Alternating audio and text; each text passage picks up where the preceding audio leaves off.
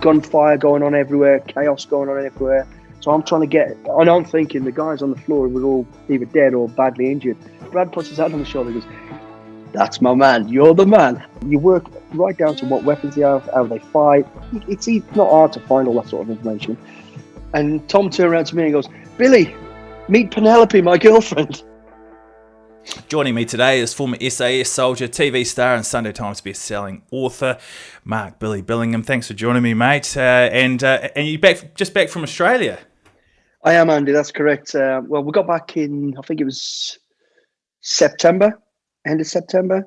We just filmed our first sort of series over there, which was very, very successful, very, very tough for the students and for us, to be honest. But it was absolutely brilliant. It went really, really well. Nick Cummins, the honey badger, hell of a character. He's been on a few shows over in Australia, The Bachelor. Oh, yeah. He's played rugby for Australia. What was he like? Because was he as much of a character? Did he have much chirp about him off camera as well? He was. I tell you what I think we all felt, because we'd heard a little bit of his past. He's a bit of a boyo, you know. He's kind of got told wrong information. He's not the great disciplinarian that you might want to expect. But he was absolutely brilliant. He was totally respectful to everything. And I think he was there to prove something to himself, to his family, to his friends. And he really wanted to listen, learn, and push himself to the maximum on the fitness and on the psychological as well. So he was the ultimate perfect recruit, if I'm honest. And, you know, we expected a little back chat from him, and nothing. He was... Really? Honestly. And one thing we did notice about him, he suffered probably more than most in the cold, but he never gave up. If you get a chance to see the whole program, I mean, from sort of the first week, I remember looking at him, and he couldn't control his jaw. You know, when somebody's that cold and they get that rattling. And his hair, he looked like Fuzzy Bear with his hair. He was all shaking. And I was looking and thinking, that guy's not going to last. But nah, nothing was going to stop him. I knew that you were a decorated war veteran and knew about the SAS stuff, but I didn't realise how much of a high roller you were in the celebrity security world. How did that come about, being a bodyguard for the big dogs? I started moonlighting before I left for the regiment. You can't do that, can you? No, not legally, you can't, but I did. You know, we had a couple of weekends off, or this, that, the other, and then he literally said to me, "Would you be interested in helping out?" And I said, "Yeah, I'll do a little bit." And you know, the first little gig I did was looking after Hulk Hogan, believe it or not. You were bodyguard for Hulk Hogan. Yeah, mate. It was. I mean, how tall are you, Billy? How big? Like, how much are you weighing in at? I'm 6 foot, and I was about, at the time, because this was actually the power reg stage before I went to the regiment. I was 6 foot, and I was like 9-10 stone. Yeah. He was like, I was about the size of his arm, and I never forget. He met me, and I got introduced because, yeah, Billy will be taking care of you. It was only for a couple of nights while he was doing some wrestling in London. And he looked at me, and I could see him looking at me, and I could read his mind. And he was going, "This bloke is either hard as nails or totally mental or both." So he didn't know what to say. So I just made it really cool and goes, "Right, here's a deal. This is what I want you to do. What do you need to achieve?" And he was like, "Yeah, great." And that's how it worked. He was really respectful of that. But I remember a situation just before he came down to the ring to wrestle. I think it was at Wembley. And there was two ladies, one either side of him, you know, all for the show. And I was off to one side. And even the women were bigger than me. And I can remember people looking, going, "That's his bodyguard." And they were thinking the same. That bloke must be hard as nails or mad. I'm not going to risk getting in trouble in case that little fella there makes us look a fool. And he just, as he's walking down the ring, he just picked these two girls, who were probably about 6'2" either, and just put them on his shoulder. And then just off he went to the... And I was like, right. Uh-oh. There was an incident, I think it was an incident, wasn't it, with Tom Cruise on your first gig. Can you talk me through your first gig with Tom Cruise? Yeah, of course I can. Tom was coming into Rome for 3 or 4 days. I didn't know exactly why he was coming. I thought he was filming, but he wasn't. He was already filming in New Zealand, actually. It was the last summer. He was halfway through filming that. So anyway, I get this job to look after him. I fly into Rome. Normally I'd go in the day before, but I didn't get the luxury of doing that. I got in sort of 8-10 hours before him. So I'll get to the hotel, check out the hotel, check out what's going on, where his room is, where mine is, all the safety stuff that you do as a bodyguard. And what happened was, when I got to the hotel, there was already a big bunch of people all hanging around. And I thought, what's the deal? Because it was all supposed to be, kept under the radar, quiet. This is one of your first gigs as well, isn't it? It's really the proper first one, I guess, where I was totally in charge of everything. So anyway, I came out and I'm looking around, and I met this paparazzi guy, Italian, who spoke English. I says, so what's happening? He goes, Tom Cruise is coming. I went, what? He says, yeah, Tom Cruise is coming. I goes, oh, okay. I said, well, how did you know that? And he wouldn't tell us how he knew, but they knew. So they're waiting. I said, okay, no problem. And his name was Pablo or wherever it was. I can't really remember. So we'll call him Pablo. I started talking to him and said, hey, here's the deal. I'm his bodyguard. And he went, oh, really? So he is coming? Because, well, you obviously know he's coming. So I said, here's the deal. I said, I'm going to take him to another hotel unless you guys get out of the way and give some space. So we made some sort of little arrangement what to do, because there's no way I could control. I'm talking about 150, probably 200 people already. Mm. So I go off to the airport. I meet Tom for the very first time, comes walking towards me, and it's like I knew him. We had a little chat. I said, here's the deal. I said, the hotel, your cover's already blown. And he was quite upset by it because he wanted to keep a real low profile. I said, so here's the deal. When we get to the hotel, stay in the vehicle. Don't get out till I tell you to get out. Okay. And again, very respectful man. I said, I'm the security. This is what I'm going to do. Don't be afraid. If I grab you, push you. He goes, oh, no problem. It's fine. And I says, what do you need to achieve? I need to be at this place, do this, do that. I says, work with me and I'll get it sorted. No problem. So off we go. So we're in the car. We're traveling down to the hotel. And as we get to the hotel now, the crowd's doubled. It's massive. I can't even see the front of the hotel. I'm like, oh my God, how am I going to deal with this? So he's like looking at me and I'm in the front seat. I jump out and goes, right, stay in the car, lock the door. So I jump out and I'm looking for in this crowd, this person I've already spoke to called Pablo. And I'm like looking around for him and there he is. And I'm like, Pablo, I warned you. And as I said it, he shouted something in Italian. And the whole crowd of paparazzi and fans just all stepped to the side so I could have a clear walk all the way down to the entrance of the hotel. And I'm like that, thinking, wow. Nailed it. As I look around, Tom's like that. What the just happened? So I went back to the car all day. I went, right, okay, here's the deal. Stand on my right-hand side. No, sorry, stand on my left-hand side. We'll walk down. Why is it a big deal if he stands on your left or your right? Is there my right hook's better than my left hook. No, you see, I'm a right-handed person. I can operate and grab and take control of stuff. I always like to, and I feel more secure having somebody on my left. I knew there'd be some detail behind that. Yeah, absolutely. I'm stronger on my right-hand side in terms of dealing with multi things. So we walked down and I told him, I says, listen, we're just going to do a 10-second stop so they can get photos. He goes, yeah, okay, Billy, no problem. It's fine.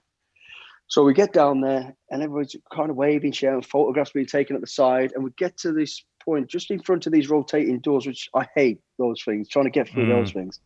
But I'm thinking, okay, no deal, no problem. Turn around, they get photographs. And finish the photographs, he does a quick wave. We turn around, we're just about to step into the doorway. And from my right-hand side, I just saw blue. And I didn't know what it was. I didn't have time to turn and react. So I grabbed him with my left hand, got him around I thought it was around the shoulders. I got him around the neck. And then I grabbed this thing that was running at me blue. And we fell into the rotating doorways. And as we fall into the rotating doorways, I've got these two heads looking at each other and trying to look up at me. And Tom turned around to me and goes, Billy, meet Penelope, my girlfriend. It was his girlfriend. And she had this big blue crazy hat on. Anyway, it was hilarious. Penelope Cruz. Yeah, Penelope Cruz. And that's why he was actually coming over to spend the long weekend with her. But I didn't know this. I didn't get briefed on this bit. So we end up in the lift and he grabs me and he goes, Billy, formal introduction now. He's Penelope. Penelope, this is Billy. Any hard feelings? I mean, her hair was a bit ruffled up. I think she had a few choice words after she got out the elevator, but not directly at me. She was like, the death grip I just had around the neck, she probably didn't want that anymore. But she was great, and he was great. And after that, he went smooth, really, really smooth.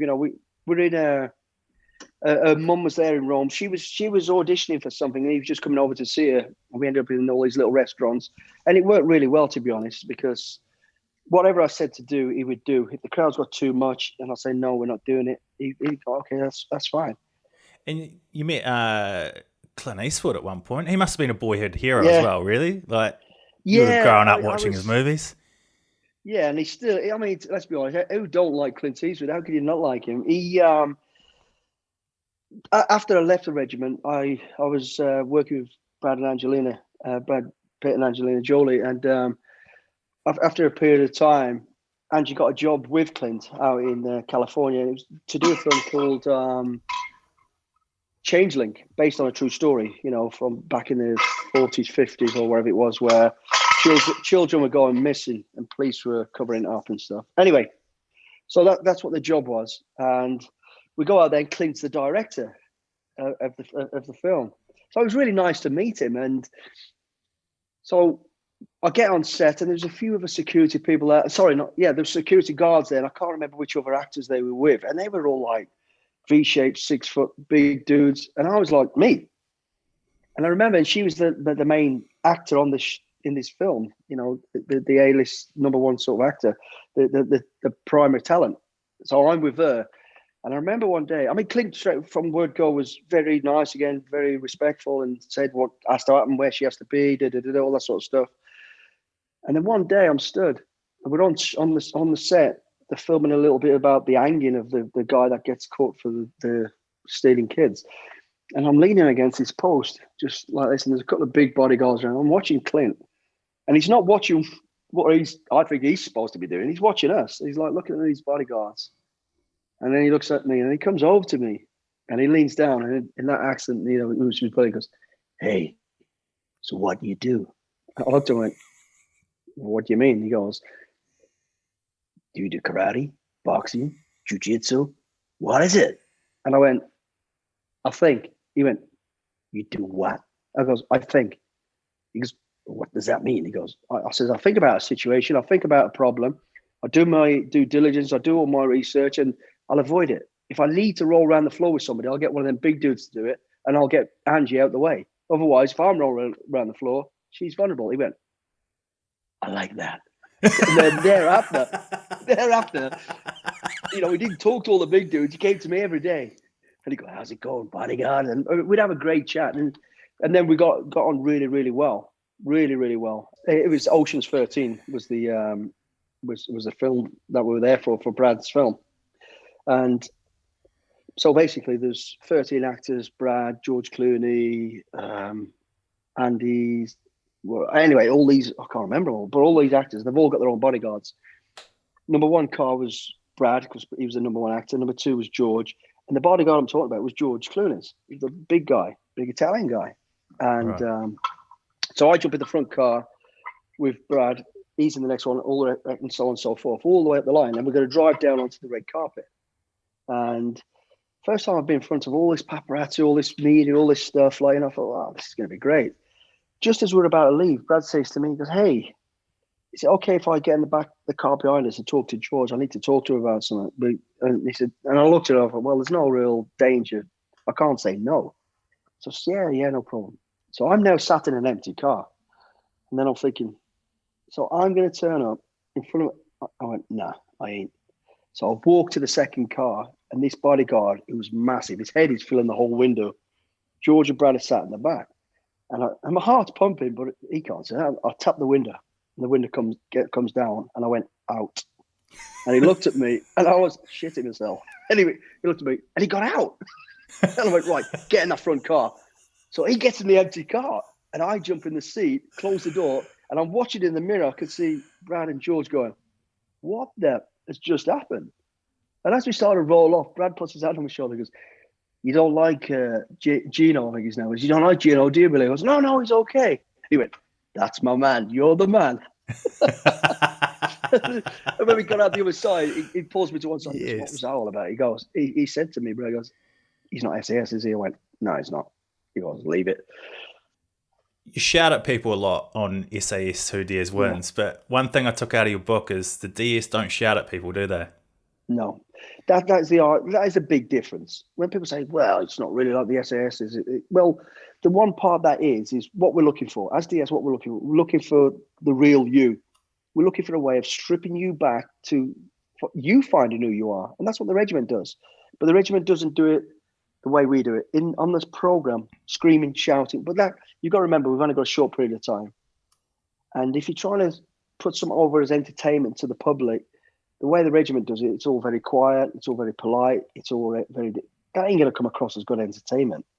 But in the regiment itself, that's the hardest thing about the regiment is, for the first time in your army career, you don't get shouted off. You get asked to do something. You get asked to march 50 miles with 80 pounds on your back in this free time. And if you don't want to do it, they just go, okay, away you go.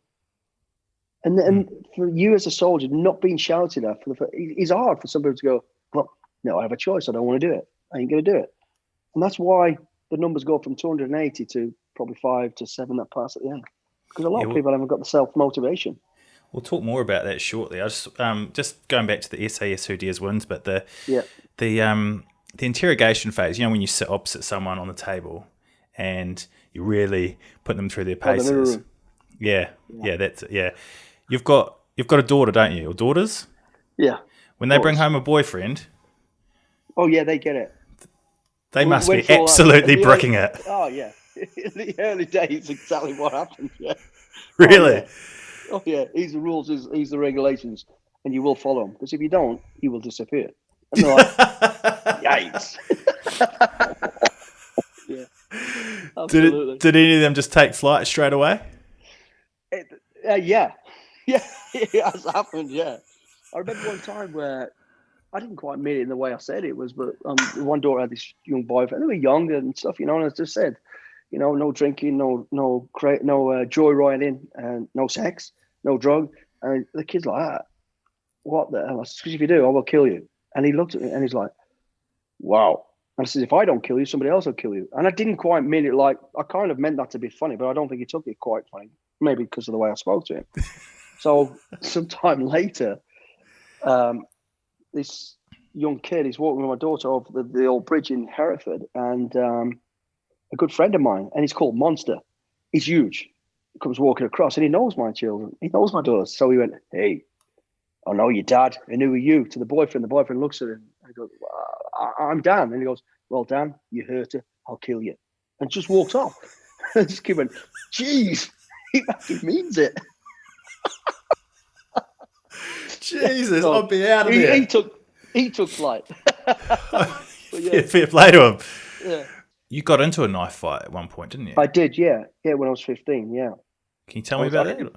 Yeah, I ended up, again, like it was this little gang warfare sort of thing where we all sort of hated each other 1 minute, all fought together against another gang. It was really a mixed up mess. And I ended up fighting with these brothers on a railway embankment just at the back of my house. And I got the better of one brother. And if you can imagine, it's an embankment that drops down. So I've got the one brother sort of pushing him down the bank, kicking him in the face, virtually.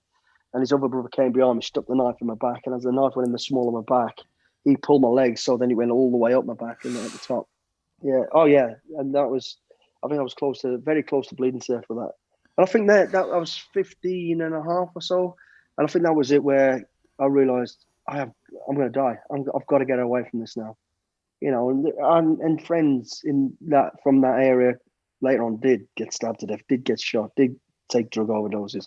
So it was the right path to go. But that was a hard lesson to learn. And I was lucky, very, very lucky. And the reason I do talk about that is to say, that was definitely the wrong road for any kid coming through life. Trying to prove yourself as a tough guy, and no, that is definitely not the way to go. So yeah, it was a tough old time, but again, a very strong point in my life to realize I need to get away from this. And the option there was options, but the military was the most, well, I thought I'd enjoy, which I was right about, and the more guaranteed, if you like. Because I did get I started working at the same time. I had a factory job, which was illegal at the time, and I was earning more money than my mum back then. I thought, wow, I've earned all this money. I was obviously giving it to my mum because we had nothing in the family. But then I realized this can't be me forever. I've got to go. And then again, another story that I don't think I talked about in the book was at that time I was in the factory working nights. There was an old guy called Joey Taylor, and he'd been all through the war and all this sort of stuff. And he just used to sit me. He had no teeth or anything. He'd just sit there and go, he goes, you need to go in the army. You need to go. And let me tell you about the military. And he was telling me all these stories about him being in war and all this. And then one day I'll never forget it. A vehicle pulled up to the factory where we were working to collect some work that we'd done, and another old guy got out, and I was loading up off a forklift onto the back of his truck for him. And he goes to me, he says, "Is that Joey Taylor?" And I went, "Yeah." And they just run to each other. They're like hugged and like started chatting. They'd been in the military together, and seen each other since after the war. And the old guy grabbed me and he goes, "When that man was on duty, everybody slept." He goes, "He was one of the most brilliant soldiers and safest guys you could ever be around." And about old Joey. Oh, it's got chills. Wow. It's awesome. Yeah, I know. And I was like that. They were almost crying, these two old boys, you know. And I was like, geez, he ain't just telling me stories. This old bloke's a legend. And I thought, that's where I want to go. I want to be people to say that about me. I want to talk about some of those war stories now, if we can talk about any of them. How did you?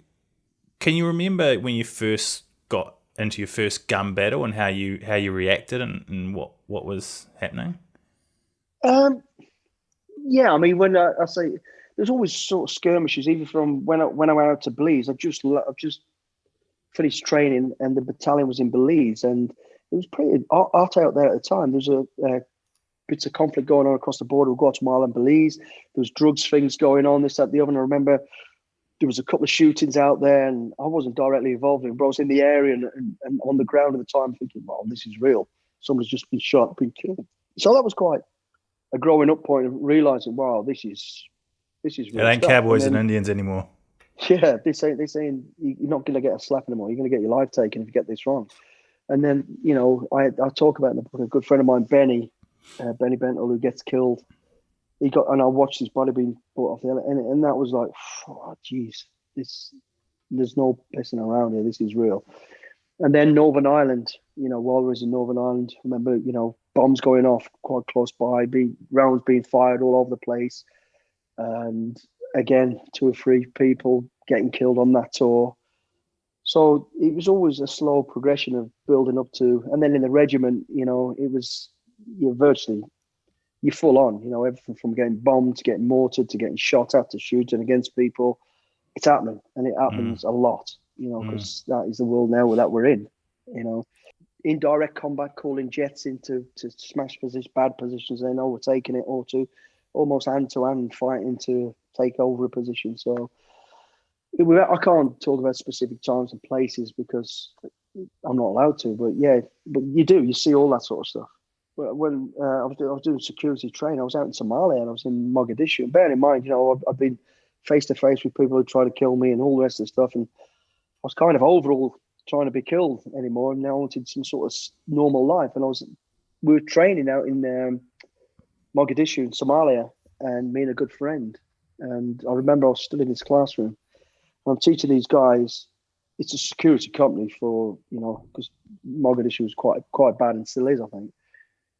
While I'm talking, this massive explosion goes off, and I'm in this sort of classroom, and all of a sudden, half the roof comes in, all the electrics are hanging down, the glass, which was supposed to be bulletproof glass, which was sort of that thick, literally comes straight inches across the room, past my face, and stuck into the wall on the opposite side. Had I been an inch forward, it would cut the top of my face off.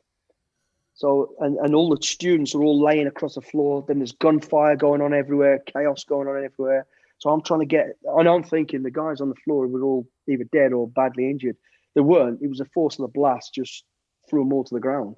And what it was the terrorists basically managed to drive in on a lorry full of explosive to within 600 meters of where we were. I think it killed about 1,800 people. We didn't lose anybody in the camp, and then they had dismounted terrorists on the ground trying to fight forward. Luckily, the military and the sort of police and that overrun it and stopped it all. But yeah, I mean, I was out and I was thinking, Jesus Christ, I'm never going to get away from this. Oh my goodness. That was a pretty mad time. Yeah, that's scary. Fuck, Jesus. When you talk about when people talk about the SAS, it's a thinking man soldier, or there's a term like that, isn't there? So there's a lot of situations where you get in where you're never most of the situations you get in, you're not ever like you're all usually outnumbered. Am I right? Yeah, you're not in the best place, best position. Yeah, you've got to Yeah. come up with something smarter and think out the box and come up with an option to overpower, overrun, and beat that situation. You always end up in one of those moments of glad to be alive when you get out of it. You're like, how did you just get out of that? But when you say a thinking man soldier, I think it's kind of rude to say that, because I mean everybody's a thinking man soldier. We're privileged in many ways with the SF because we do get a little bit more information.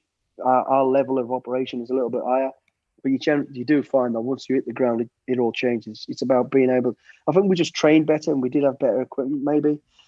But yeah, you always end up in a situation. I don't think it's ever been in our favour in terms of numbers of enemy against us. We've always gone against, and I think that's, if you think about it, most warfare is psychological as well. And I remember in the Second World Gulf War, when we crossed the border, we went in behind the lines before the ground war really started, and we've got certain weapons, certain skills, and all the rest of the stuff. And obviously going to come up against all this enemy and all this sort of stuff. But as we're fighting our way forward, I remember you calling the jets, fire these mortars, fire. And if you were the enemy, sat there, you think big mortars are coming in, rockets are coming in. This is a big fucking unit coming towards us. It was 8 of us. So we're already winning the psychological battle. So they're like thinking, and I think that's why we win all the time, is because of our psychological experiences and way to, and we always have a number of options up our sleeve as we're going forward. Yeah, and we generally don't go towards attritional warfare. We're not coming straight out. We're going to come around you. We're going to come from behind you. We're going to come sneak in the dark.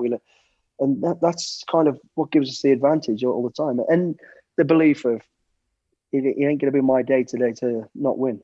And we do have that. The trust and the camaraderie.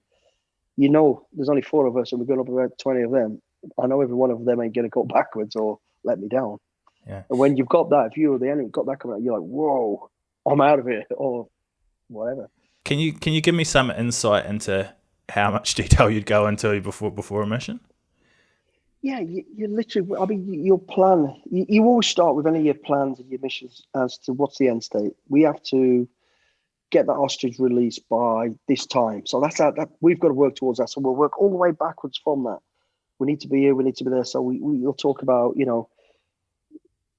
the person, what we know about it, the person we're going after to save, what the situation is, everything about that person, medically, what his condition is, what was last known, what we do know.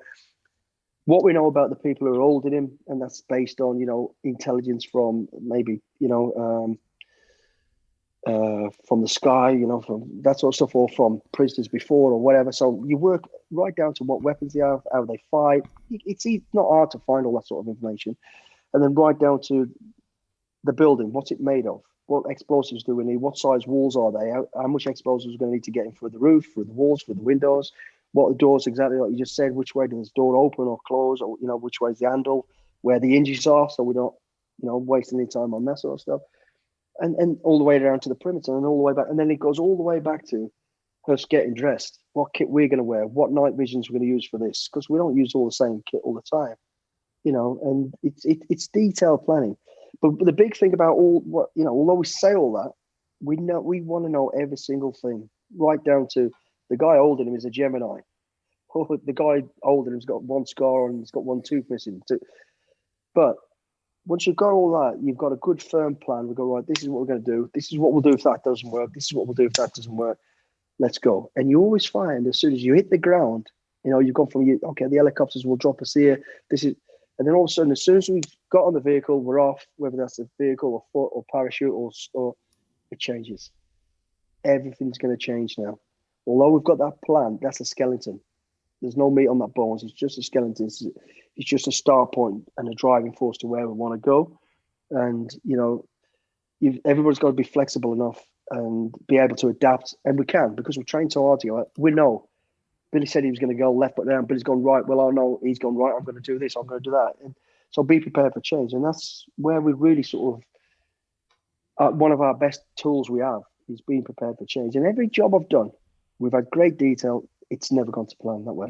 It never as you've envisaged it before you got there. So even with all that detail, you get to that door that you've expected, you know which way the hinges are, but what you didn't know, they've now put a jail-like door in front of that. On top of that, we weren't ready for that. So now what we're going to do?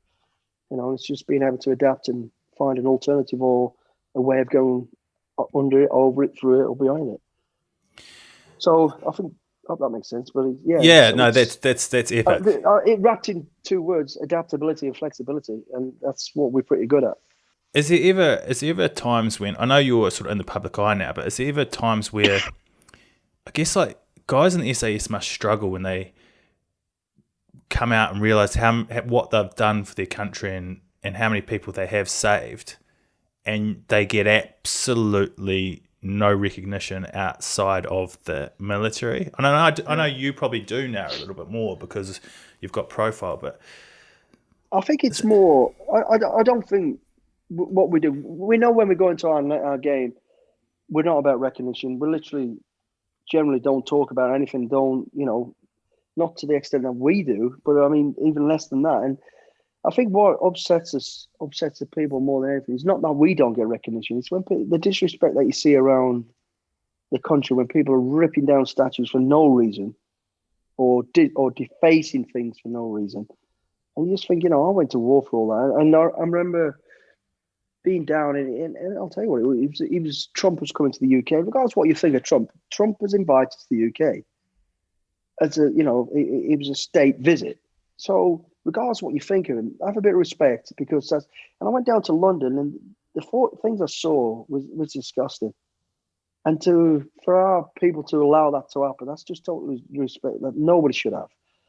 And I remember saying I was protecting some camera guy, and he goes, well, that's your fault. I goes, well, why is that my fault? He says, well, you fought for, freedom of speech.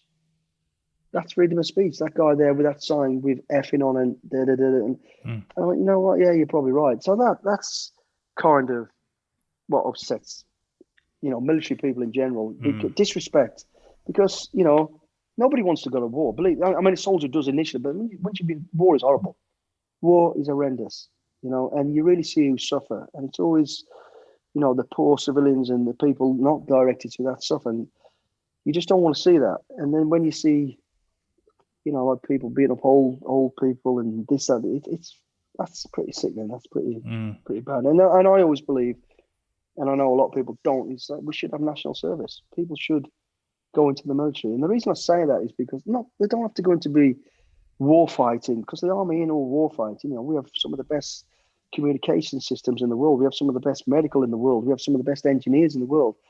But for all young kids leaving school that are not going into university or into frontline, whatever jobs there might be, then I think they should go into the military for 2 years and be taught. And you've got a job, you get paid, but what you will get, you'll get camaraderie and you get discipline.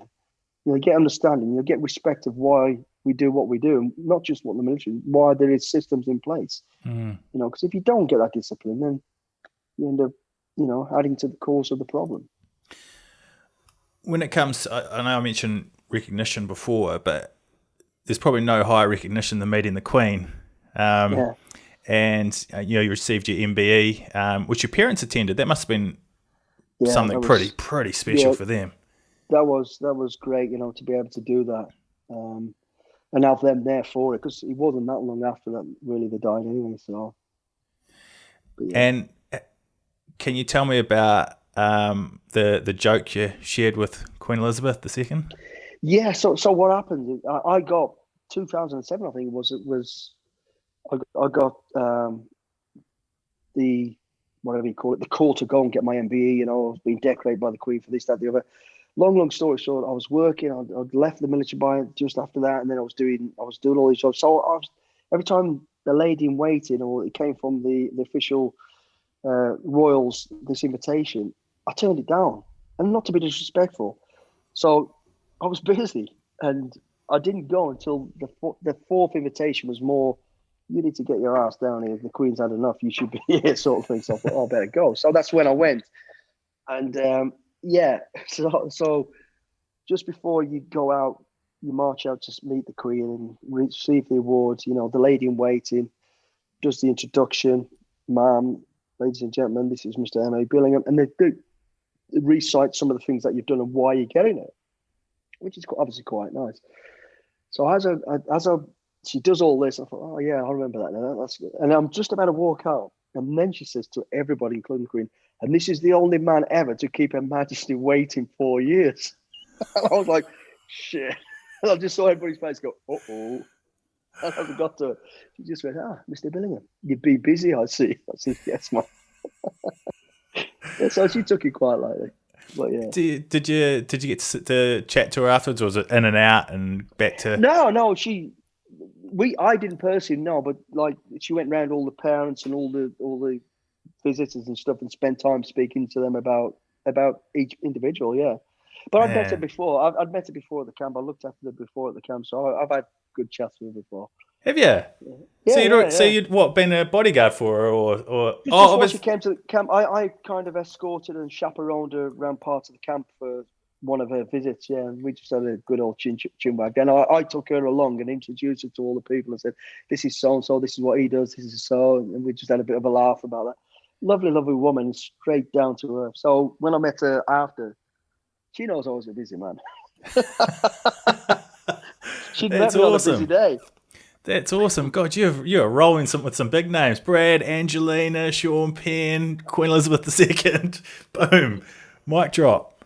Well done. It's been a strange old journey so far. Hopefully there's more to come. Well, Mark, Billy Billingham, thank you so much for your time. Thanks for coming on the show, and thank you very much for your service. Thanks, mate. And keep doing what you do well. Stay safe. Have a great New Year. You too. If you like this interview, make sure you get your hands on his book, The Hard Way, and leave us a review on iTunes or whatever platform you get your podcasts on.